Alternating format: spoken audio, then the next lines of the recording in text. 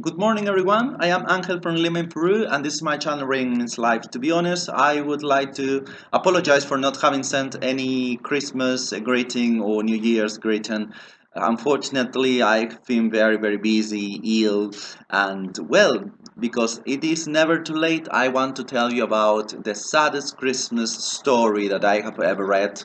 I read it when I was about 8 or 9 years old, and its name is the Fir-Tree, or as I read it in Spanish, my mother tongue as a child, el abeto. You can see the very small fir tree, the tiniest fir tree, and the hare in an aggressive or offensive way jumping over our friend.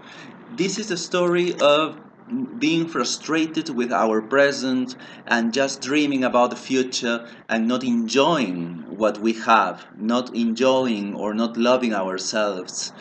Um, many years later, I bought this book, the complete illustrated works of Hans Christian Andersen, all the stories by this Danish author in English, and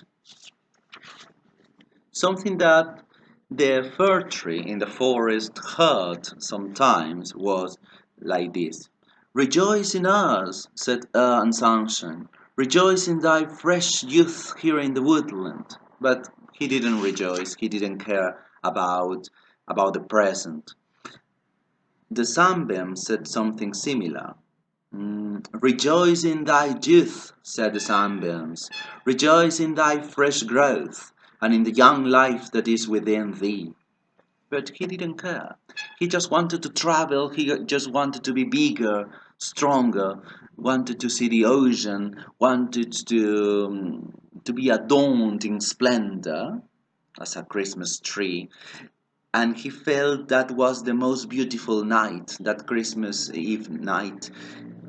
But then the children stripped of all of that, and he was sent to a cellar, if I'm not mistaken. His only companions were mice, and it was dark and dark, and after a long time, he was finally chopped and ended up in a fire. And when he was agonizing, when he was dying, he said, "Past, past.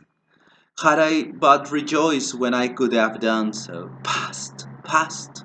But unfortunately, it was too late. That story did not make me cry, of course, when I was a child, but it is a perfect illustration of Hans Christian Andersen's stories that have many sad endings that make us question if those stories are made by or for children, if they are more kind of universal.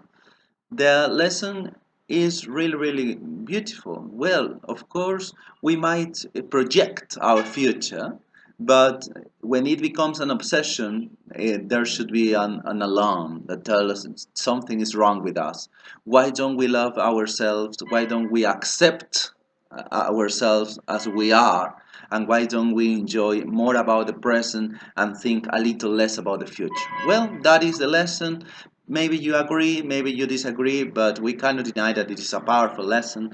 And even though Hans Christian Andersen was born about 2 centuries ago, even more, I think, um, that point of view, that moral is still valid nowadays. Well, that was all for now. Bye bye.